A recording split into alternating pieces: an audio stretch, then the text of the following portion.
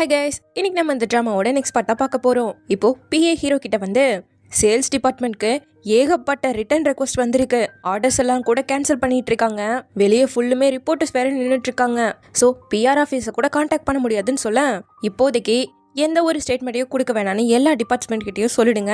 எல்லா இடத்துல இருக்கக்கூடிய குவாலிட்டி இன்ஸ்பெக்டர்ஸையும் நம்மளோட ப்ராடக்டை டெஸ்ட் பண்ணி பார்க்க சொல்லுங்கும் போது, அப்படியே பண்ணிடுறேன் சார், பட் உங்களோட அங்கிள் மிஸ்டர் லீ உங்களுக்கு சப்போர்ட் பண்ணுவாரா? அவர் தான் சீனியர் போர்டு மெம்பர்னு சொல்லும்போது, புது மெம்பரை யாரு ரெக்கமெண்ட் பண்ண போற, நீ ஏன் கெஸ் பண்ணி பார்க்கலான்னு ஹீரோ சொல்றான். தென் இப்போ கட் பண்ணா இவங்க ஸ்டாஃப் மெம்பர்ஸோட ஒரு மீட்டிங் போயிட்டு இருக்கு. முதல்ல நம்ம ப்ரொடக்ஷன் லைனுக்கு அவங்க சப்போர்ட் பண்ணாம தான் இருந்தாங்க.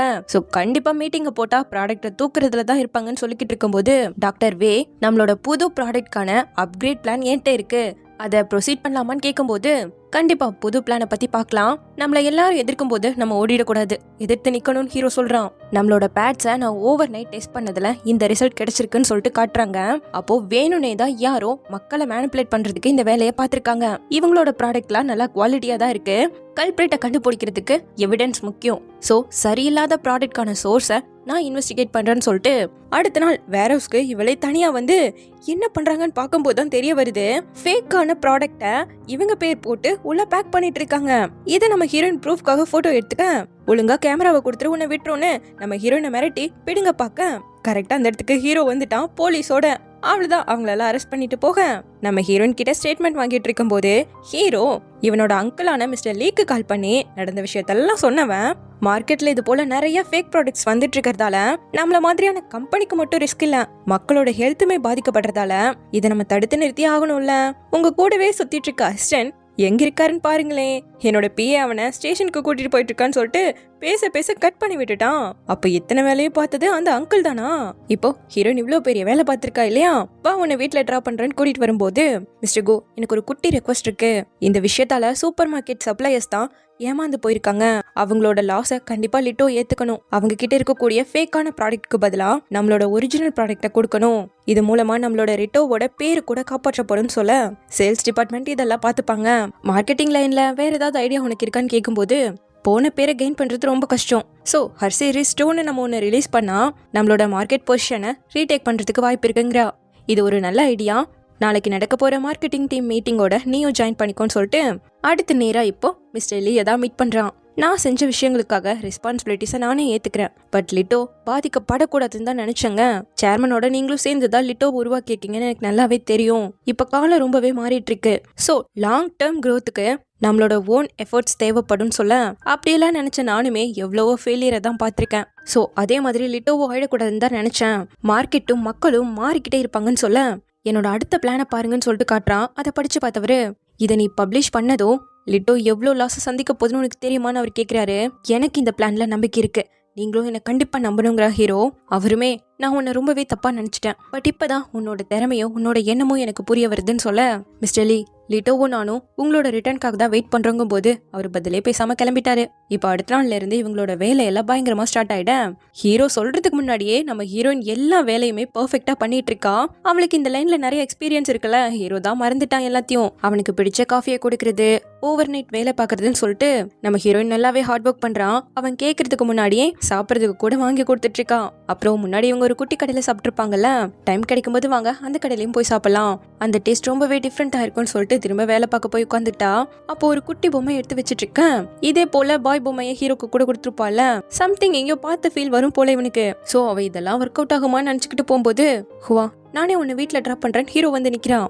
அப்படியே இந்த பக்கம் டியானை காட்ட, மிங்மிங் வீட்டுக்கு வந்து அவளுக்கு பிடிச்ச டிஷ் எல்லாம் அவனே சமைச்சு கொடுக்குறான். அது ரொம்பவே சூப்பரா இருக்குன்னு அவ சாப்பிட்டுட்டு இருக்க.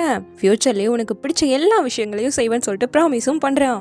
இதுக்காகவா வந்தேன், இன்னைக்கு உனக்கு டியூட்டி இருக்கும்னால நினைச்சேன் அவ சொல்லும்போது, ஆக்சுவலா ஒன்னு சொல்றதுக்காக தான் வந்தேன், நான் டிடெக்டிவ் ஆகலான்னு முடிவு பண்ணிட்டேன், எங்க அம்மாக்காக தான் வேணாம்னு நினைச்சிட்டு இருந்தேன், அன்னைக்கு நைட் நீ சொன்னதுல இருந்து யோசிச்சு பார்க்கும்போது ட்ரீமை கிவ் அப் பண்ணக்கூடாதுன்னு முடிவு பண்ணிட்டேங்க, நானும் உனக்கு சப்போர்ட் பண்றேங்கிறா. ஏன்னா ட்ரீம் அச்சீவ் பண்ணா எவ்வளவு சந்தோஷமா இருக்கும்னு எனக்கும் தெரியும், அதே சந்தோஷத்தை நீயும் அடையணும்னு ஆசைப்படுறேன், பட் ஒரே ஒரு ப்ராமிஸ் பண்ணணும், உன்னை நீ நல்லபடியா பாத்துக்கணும்னு சொல்றா. அப்படியே இந்த பக்கம் ஹீரோனை காட்ட, ஹீரோ போதையில ஒரு ரேடியோ ஸ்டேஷனுக்கு கால் பண்ணி சாங் ரெக்வஸ்ட் பண்ணிருப்பான்ல, அந்த டேட்டை கண்டுபிடிச்சு அதை பிளே பண்ணி பாக்குறா.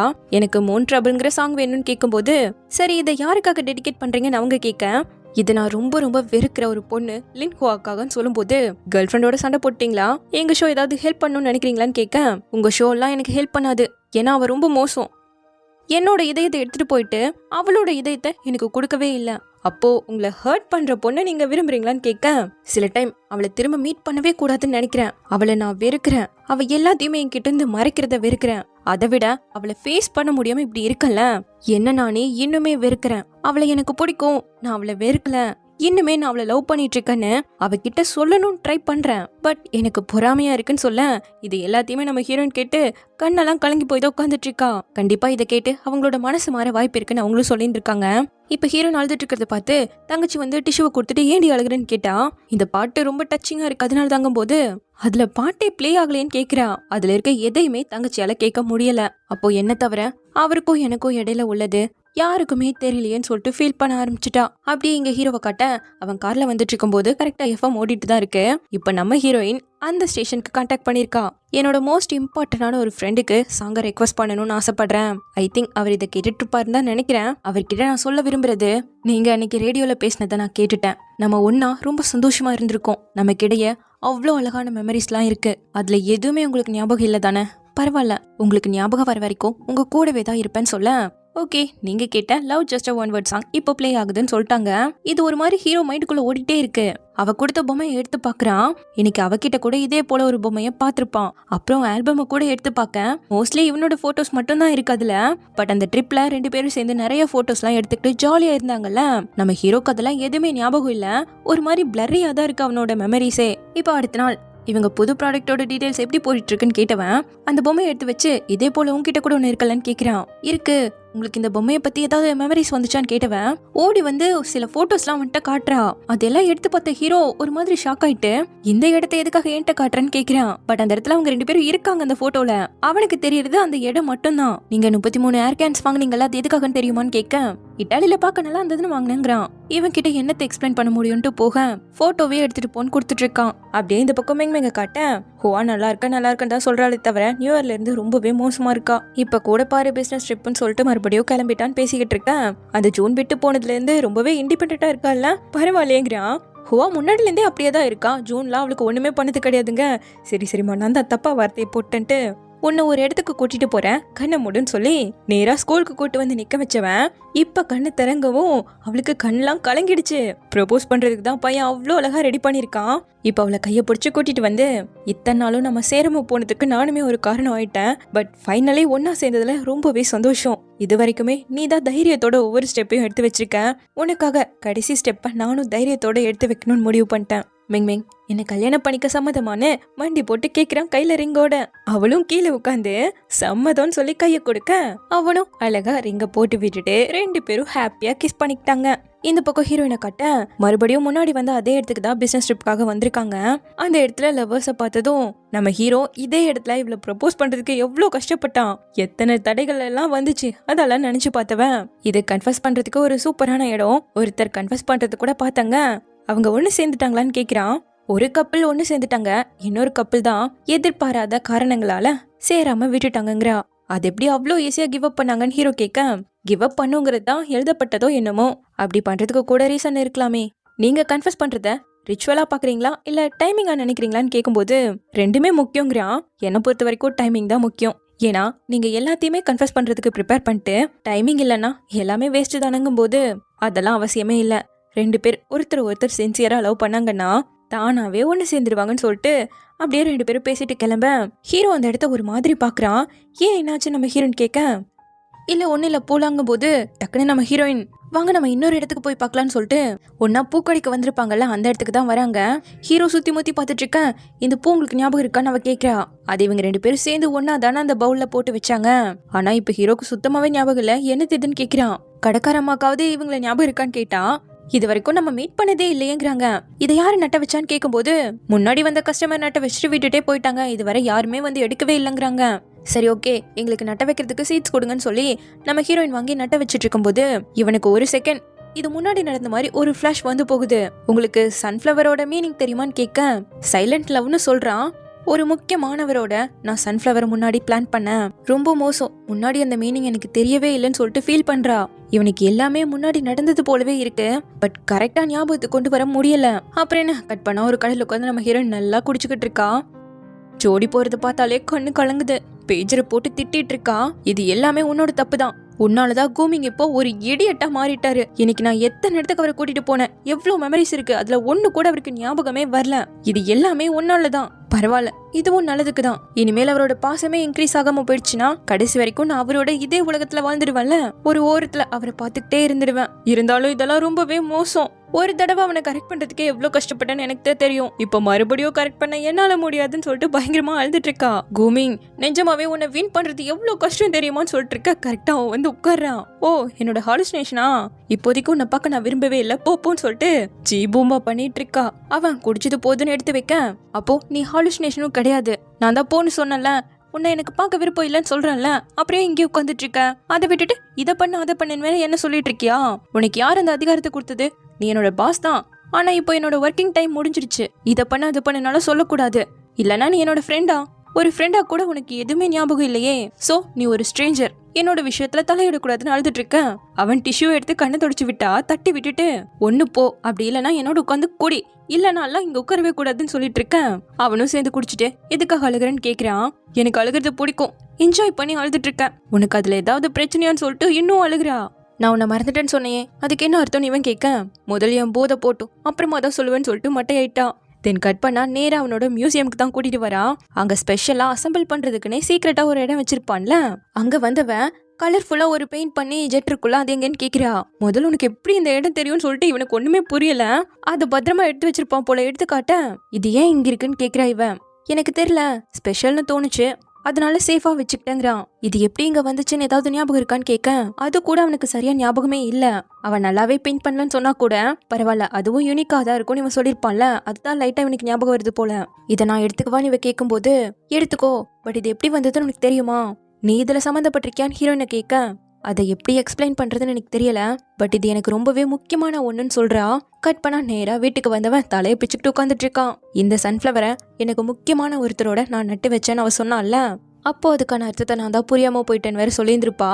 இவ என்னத்தை தான் பேசிட்டு இருக்கான்னு இவனுக்கு ஒண்ணுமே புரிஞ்சுக்கவே முடியல.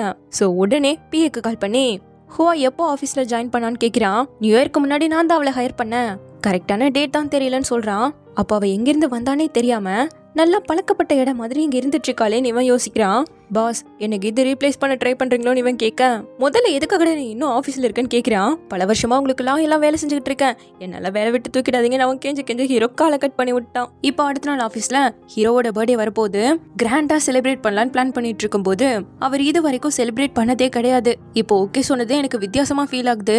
இதுல நம்ம எந்த தப்பு பண்ணிடக்கூடாதுன்னு பிஏ நினைச்சிட்டு இருக்கேன். கரெக்டா ஹீரோயின் வரா. உனக்கு ஏதாவது ஐடியா இருக்கான்னு கேட்க, கிராண்டா ஹோட்டல்ல செலிப்ரேட் பண்ண வேணாம், நீட் அண்ட் ஃபார்ம்ல ஆபீஸ்ல செலிப்ரேட் பண்ணாலே போதும். மிஸ்டர் கூக்கு கிராண்டா பண்றதெல்லாம் பிடிக்காதுன்னு சொல்ல, ஒண்ணு மட்டும் கேட்கணும், நீ எப்படிதான் அவரை பத்தி இவ்வளவு தெரிஞ்சு வச்சிருக்கேன்னு கேக்குறான். நான் நிறைய அப்சர்வ் பண்ணுவேன், பார்த்ததும் கண்டுபிடிச்சிருவேங்கிறா. சோ இப்போ ஹீரோவோட பர்த்டே வர ஆபீஸ்லயே நீட்டா அரேஞ்ச் பண்ணி வச்சிருக்காங்க. இதை பார்த்ததுமே ஹீரோக்கு ரொம்ப பிடிச்சு போயிடுச்சு. நேரா ஹீரோயின் கிட்ட தான் வரான்னு பார்த்தா கேக்க பார்த்துட்டு நின்னுட்டு இருக்கான். அப்ப கரெக்டா சியா வந்து உங்களுக்கான பர்த்டே கிஃப்ட்னு சொல்லி இவங்க ரெண்டு கம்பெனியும் பார்ட்னர்ஷிப் பண்ண போற கான்ட்ராக்ட குடுக்கறா. இது ரொம்ப நல்ல விஷயமாச்சேன்னு ஹீரோ அவளோட பேசிட்டு இருக்கேன். ரெண்டு பேரும் ஜோடியும் பக்காவா இருக்கே, சீக்கிரமாவே கல்யாணம் பண்ணிக்க போறாங்கன்னு சுத்தி இருக்கவங்க எல்லாம் பேச, நம்ம ஹீரோனுக்கு இது கேட்கும் போது இன்னுமே கஷ்டமா இருக்கு. அவ கையில கூட ஒரு ஃபைட்டர் ஜெட் இருக்கு. இங்க ஹீரோவோ என்னோட பர்த்டேவை செலிப்ரேட் பண்ணதுக்கு ரொம்ப தேங்க்யூ, கேக் கட்டிங் முடிஞ்சதும் உங்க எல்லாருக்கும் லீவ் தான் சொல்லிட்டு சந்தோஷமா அவளை கூப்பிட்டு போயிட்டு இருக்கான் அவன் ஆபீஸ்க்கு. அவ்வளவுதான், ஹீரோயின் அங்க இருந்து கிளம்பிட்டான். கடலோரத்துல உட்காந்து ஃபீல் பண்ணி குடிச்சுக்கிட்டு இருக்கேன். இங்க ஹீரோக்கு ஹாப்பி பர்த்டேன்னு சொல்லி அதை கிஃப்ட் பண்ணிருக்கான். அதுல அவளோட பேரையும் மென்ஷன் பண்ணிருக்கான்.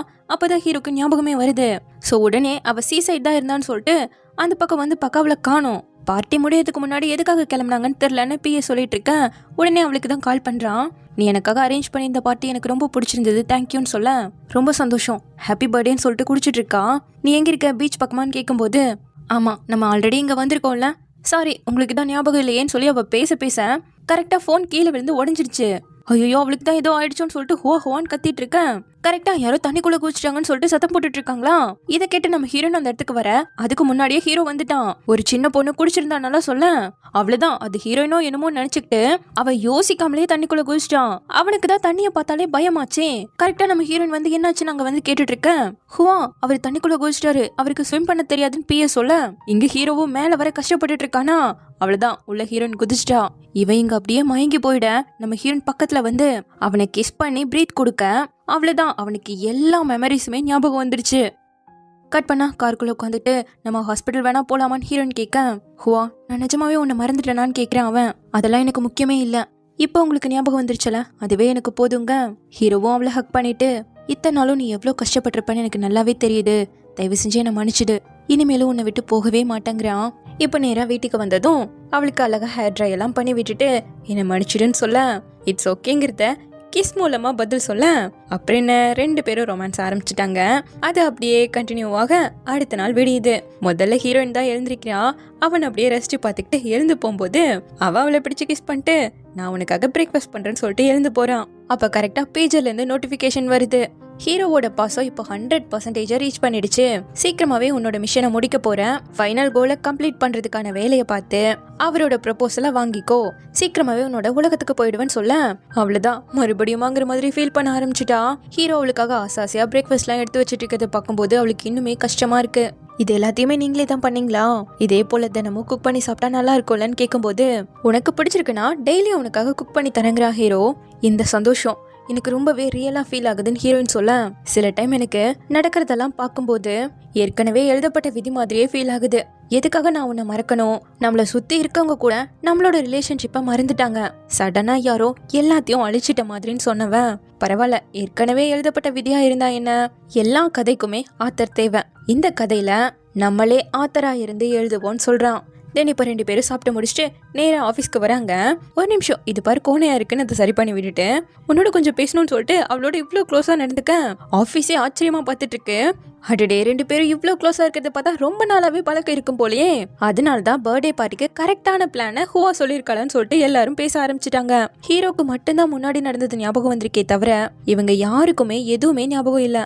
இப்ப இவங்க காசிப் பேசுறதை கேட்டு என்ன ஆபீஸ் ரொமான்ஸை பேசிட்டு இருக்கீங்க, போங்க போங்க வேலையை பாருங்கன்னு அவங்கள திட்டிக்கிட்டே, பாஸ் இப்பெல்லாம் ஆபீஸ் ரொமான்ஸ் ரொம்ப அதிகம் ஆயிடுச்சுன்னு உள்ள வந்து பார்த்தா அவங்க 2 பேரும் கையை பிடிச்சி உட்காந்துருக்காங்க, என்னத்த பேச முடியும், அப்படியே சிரிச்சு சமாளிக்கிறான். சரி ஓகே உங்க வேலையை பாருங்கன்னு நம்ம ஹீரோயின் கிளம்ப, இன்னைக்கு நைட் உனக்காக வெயிட் பண்ணுவேன் ஹீரோ வேற அனுப்பி வைக்கிறான். இதுல பிஏவை பார்த்து எதுக்காகடா நீ இன்னும் ஆபீஸ்ல இருக்கன்னு கேட்க, பாஸ் நீங்க கொடுத்த வேலை எல்லாத்தையுமே முடிச்சிட்டேன், அப்புறம் எப்ப நீங்க 2 பேரும் ஒன்னு சேர்ந்தீங்கன்னு கேட்க, உனக்கு ஞாபகம் இல்லையான்னு ஹீரோ கேட்கும்போது எனக்கு எதுவும் ஞாபகம் இல்லையே, இதுக்கு முன்னாடி எனக்கு தெரிஞ்சுதா என்னன்னு கேட்கிறான். அவ முன்னாடி வேலை செஞ்ச கம்பெனில இருந்து ஹை பிரைஸ் கொடுத்து நான் தான் அவளை இங்க வேலை செய்ய கூட்டிட்டு வந்தேன், அதை பத்தியாவது ஞாபகம் இருக்கான்னு கேட்கும்போது, என்ன பாஸ் சொல்றீங்க, நியூயார்க்கு முன்னாடி தானே அவ வந்து சேர்ந்தா, இருந்தாலும் நீங்க மாஸ் தான் சொல்லிக்கிட்டு போக ஹீரோக்கு ஒண்ணுமே புரியல. பட் ஹீரோ ஹாஸ்பிட்டல்ல இருக்கும்போது அவ சிஸ்டம் கிட்ட பேசிட்டு இருக்கிறத லைட்டா கேட்டிருப்பான். இங்க இருக்கவங்களும் மனுஷங்க தானே, அவங்களோட விதியை எதுக்காக நீ கண்ட்ரோல் பண்ற, அவங்க எல்லாரும் ஒரு ஃபிக்ஷனல் கேரக்டரா இருந்தா கூட நீ இப்படி பண்றது ரொம்ப ரொம்ப தப்புன்னு சொல்லி பேஜர்கிட்ட பேசிட்டு இருக்கிறத இவன் லைட்டா கேட்டிருக்கான். அப்புறம் ஹீரோவோட கையை பிடிச்சு இது ரொம்பவே ரியலா இருக்குன்னு அவன் சொல்லும் போது நான் என்ன ஃபேக்குன்னு நினைச்சியா அவன் கேட்டிருப்பான். இல்ல நீங்க ஃபேக் கிடையாது, இந்த உலகத்துல இருக்கக்கூடிய ஒரு உண்மையான பர்சன்னு சொல்லியிருந்திருப்பால, அதெல்லாம் நினைச்சு பார்க்கவும் இவனுக்கு கொஞ்சம் டவுட்டா இருக்கு. தென் இப்ப அப்படியே கட் பண்ணா இவங்க கம்பெனியில் ஏற்பட்ட பிரச்சனையை மொத்தமாக ஷார்ட் அவுட் பண்ணியாச்சு. இவங்க ப்ராடக்ட் விற்கிறதுக்கான கவர்மெண்ட் லைசன்ஸ் கூட கிடைச்சிருச்சு. ஸோ இப்படி எல்லாம் ஸ்மூத்தாக போயிட்டு இருக்க அப்படியே நியூ இயர் வந்துருச்சு. உங்கள் பேரண்ட்ஸ் இன்னும் வீட்டுக்கு வரல, நியூ இயரை என் ஃபேமிலியோட கொண்டாடலாமே நம்ம ஹீரோயின் கூப்பிடுறான். ஹீரோக்கு லீவே இல்லையாமா, வேலை இருக்குன்ட்டான். அப்போ அவங்க அப்பா கிட்ட இருந்து மெசேஜ் வருது, வெல் டன் மை சன்னு சொல்லியிருக்காரு, முன்னாடியே உன்னை நம்பி இருக்கணும், இப்போ லிட்டோவோட ஃபியூச்சரே உன் கையில தான் இருக்குன்னு சொல்ல தேங்க்ஸ் டாட்னு சொல்லிட்டு திரும்ப ரிப்ளை பண்றான். இப்பதான் முதல் முறையா அப்பானே கூப்பிடுறான். மிஸ்டர் கோவான் ஹீரோயின் கேட்கும்போது, ஆமா பல வருஷம் கழிச்சு இப்பதான் என்ன பாராட்டியிருக்காருன்னு சொல்லிட்டு அவளோட கையை பிடிச்சு, எனக்கு ஒரு ஆசை இருக்குன்னு சொல்ல வந்தவன், வா நானே உன்னை வீட்டுல போய் ட்ராப் பண்றேன்னு கூப்பிடும்போது, இல்ல வேணா நானே போய்க்கிறேன், நீங்க ஒருத்தர் பார்க்கணும்னு சொன்னீங்கல்ல, நீங்க அந்த வேலையை பாருங்க நானே போய்க்கிறேன்னு சொல்லும் போது ஹீரோ அவளோட ஃபோர்ஹெட்ல கிஸ் பண்ணிட்டு 2 பேரும் ஹாப்பி நியூ இயர் சொல்லிட்டு பார்த்து வீட்டுக்கு போனதும் டெக்ஸ்ட் பண்ணுன்னு சொல்லிட்டு ஹீரோவும் கிளம்புறான். தென் இப்ப கட் பண்ண நியூ இயர் வந்தாச்சு. வீட்டை ஃபுல்லா டெக்கரேட் பண்ணிட்டு இருந்தா கொரியர்காரன் கூட ஹாப்பி நியூ இயர் சொல்லிட்டான். இவர்கிட்ட இருந்து ஒரு மெசேஜ் கூட வரலையே, அத்தனை பிஸியான்னு சொல்லிட்டு ஹீரோன்னு ஒரே புலம்பல். அதை வச்சுட்டு ஒழுங்கா எனக்கு ஹெல்ப் பண்ண வாடின்னு கூப்பிட்ட தங்கச்சியோ யாருக்கு மெசேஜ் பண்ணிட்டு இருந்த? யாரையோ நீ டேட் பண்ற போலையேன்னு கேட்டுட்டு இருக்கான். அப்போ அப்பா கப்ப அடிக்கிற கருவாடை தூக்கிட்டு வந்துட்டு, இன்னைக்கு நம்ம இது சமைக்கலாம் நாடிட்டு இருக்கேன், பா தயவு செஞ்சு தூக்கிட்டு போங்கப்பான்னு சொல்லிட்டு 2 பேரும் துரத்தி விட்டுட்டு இருக்காங்க. அப்போ என்னடா பெல் அடிக்குதுன்னு வந்து பார்த்தா ஹீரோ ஹாப்பி நியூ இயர்னு சொல்லிட்டு கிஃப்ட்லாம் வாங்கிட்டு வந்திருக்கான். அவனை உள்ள கூட்டிட்டு வந்தவ தங்கச்சி கிட்ட என்னோட பாய் ஃப்ரெண்டு சொல்லிட்டு இன்ட்ரோ பண்ணிட்டு, உனக்கு அவரை பிடிக்கும்னு எனக்கு நல்லாவே தெரியும்டின்ட்டு இருக்கான். அப்போ அப்பாவும் முன்ன மாதிரியே மீனோட வந்து நிக்க, ஹாய் சார், என்னோட பேரு கூமிங், ஹூவாவோட பாய் ஃப்ரெண்டு சொல்லி இன்ட்ரடியூஸ் பண்ணிக்கிறான். ஸோ இப்படியே இந்த பார்ட் முடியுது. சீக்கிரமாவே இதனோட ஃபைனல் பார்ட்ல வந்து பார்க்குறேன். தேங்க்யூ.